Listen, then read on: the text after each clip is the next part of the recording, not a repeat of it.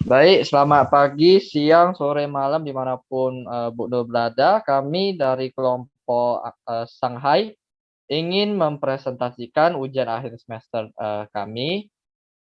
Kami dari 5 PSIB dengan mata kuliah Hukum Siber. Untuk tidak membuang waktu, saya akan langsung memperkenalkan anggota kita. Next. Nah, di sini anggota kelompok Shanghai terdiri dari Kelvin, Jose Fernando, saya sendiri, Christopher Kemali, Sananta Limanto, Evan Charles, dan Elwan Ediway. Untuk yang pertama, next. Apa itu cybercrime?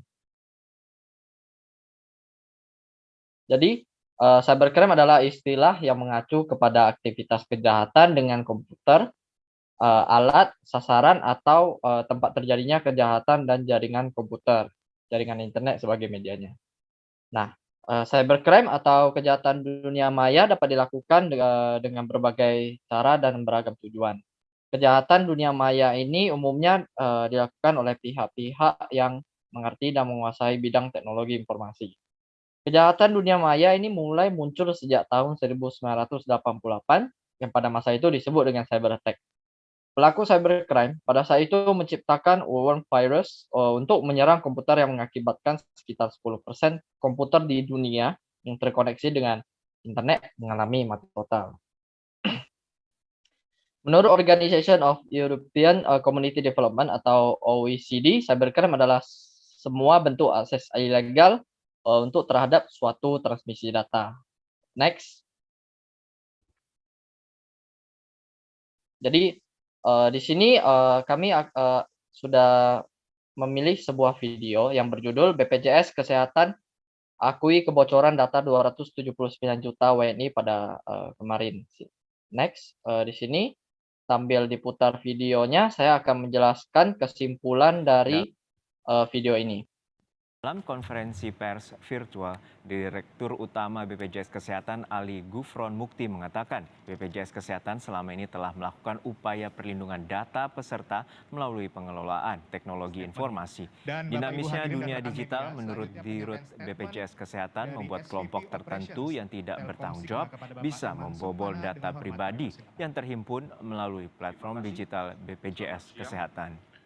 Yang kami hormati. Di BPJS Kesehatan, sistem keamanan data ini telah sesuai dengan standar ISO 27001 dan sudah tersertifikasi dan implementasikan COVID Control Objectives for Information Technology serta menjalankan Security Operation Center atau SOC yang bekerja selama 24 jam dalam 7 hari untuk melakukan pengamatan itu jika ada hal-hal yang mencurigakan.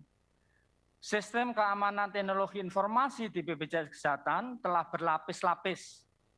Walaupun BPJS Kesehatan sudah melakukan sistem pengamanan sesuai standar yang berlaku, namun masih dimungkinkan terjadinya peretasan.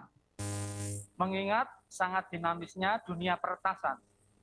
Peristiwa peretasan pun juga pernah dialami oleh banyak lembaga, baik di dalam maupun luar negeri. Selain melakukan investigasi dan penelusuran jejak digital, saat ini kami juga sedang melakukan mitigasi terhadap hal-hal yang mengganggu keamanan data dalam proses pelayanan dan administrasi. Sebelumnya data penduduk Indonesia diduga diperjualbelikan di dunia maya. Data yang bocor berisi alamat surat elektronik, nomor telepon, dan sejumlah data pribadi lainnya. Hasil investigasi Kemenkominfo dari sampel data yang beredar ditemukan akun bernama Coach, penjual data pribadi di forum peretas internet Raid Forums. Sampel data diduga kuat identik dengan data BPJS Kesehatan berdasarkan struktur nomor kartu dan status pembayaran. Transaksi jual beli data memakai aset kripto. Red Forums merupakan forum yang bisa diakses dengan mudah. Di dalamnya diindikasi terdapat tempat jual beli bagi penjual dan pemburu data. Data yang diperjualbelikan kerap digunakan untuk aktivitas pembobolan data lewat internet.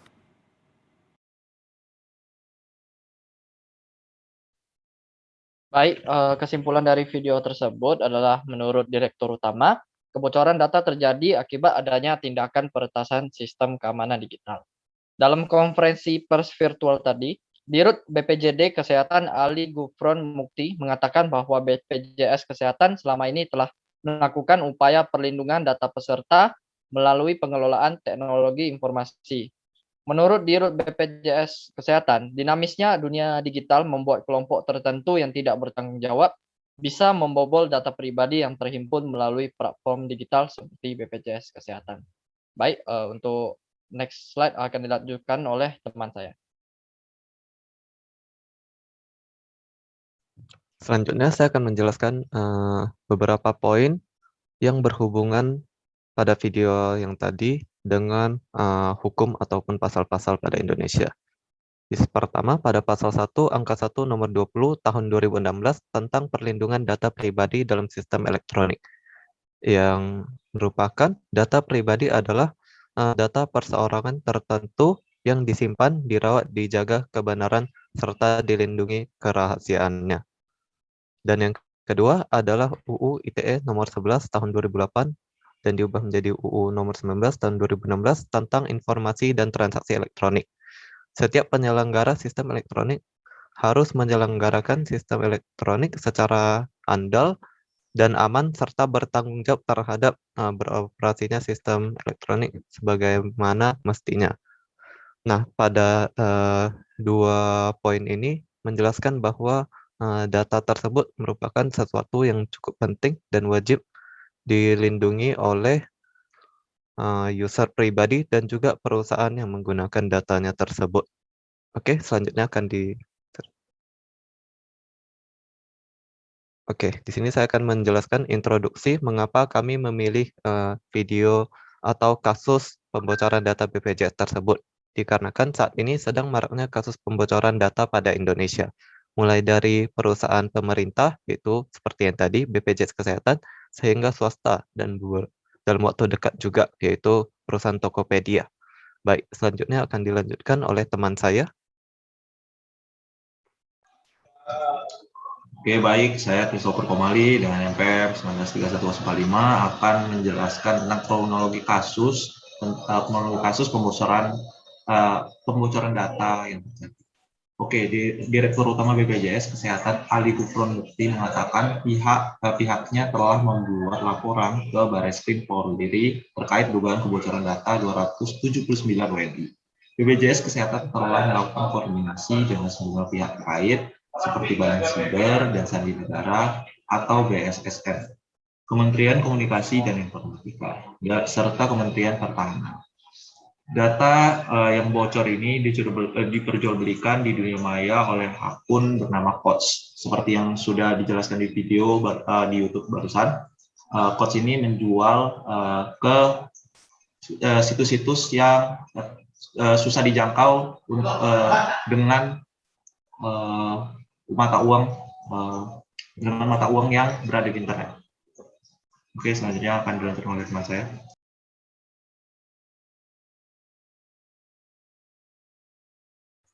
Hasil untuk menghindari pembocoran data diperlukan usaha dari tiga pihak, yaitu pemerintah, masyarakat, dan perusahaan. Menurut Surharyanti dan Sutrisni 2021, pengetahuan masyarakat mengenai privasi data pribadi ini masih sangat kurang. Dan kasus pembocoran data pada Facebook tahun lalu dapat mengingatkan pemerintah Indonesia agar secepatnya mengesahkan undang-undang yang mengatur mengenai hal ini. Yang kedua, menurut Priyono dan kawan-kawan 2019, pada tahun 2019, perlindungan data pribadi merupakan salah satu bentuk hak privasi yang merupakan hak individu sehingga harus dijamin negara. Yang ketiga, menurut Komala Lasari dan kawan-kawan pada tahun 2020, enkripsi data akan membuat data lebih aman untuk analisis data. Ini dapat diimplementasikan dengan teknik kriptografi dengan menggunakan kunci publik dan enkripsi kunci privat.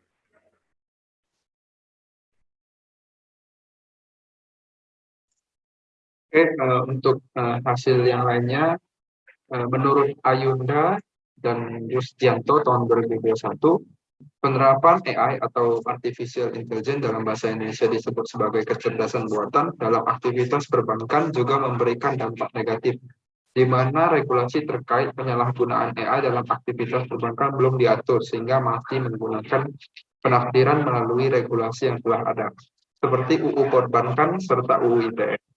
Dikarenakan dengan menggunakan penafsiran melalui kedua regulasi tersebut, sehingga sanksi yang akan dijatuhkan kepada para pelaku atau calon pelaku tindakan cyber ini dinilai kurang tegas dan tidak dapat memberikan efek jerah.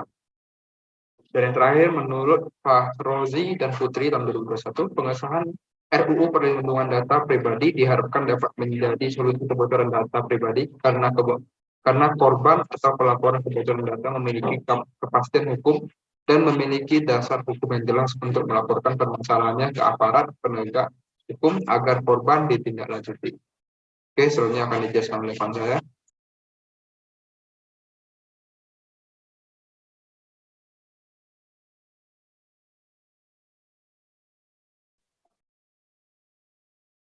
Baik, dari pembahasan yang telah dibahas sebelumnya oleh rekan saya, dapat ditarik kesimpulan bahwa pemerintah perlu memperketat UU ITE dan perusahaan perlu meningkatkan keamanan sistemnya agar kasus ini dapat dihindari ke depannya.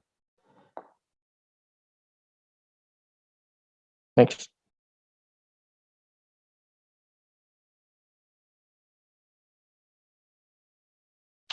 Baik, sekian dari presentasi kami. Maaf jika terdapat kesalahan kata pada saat penjelasan.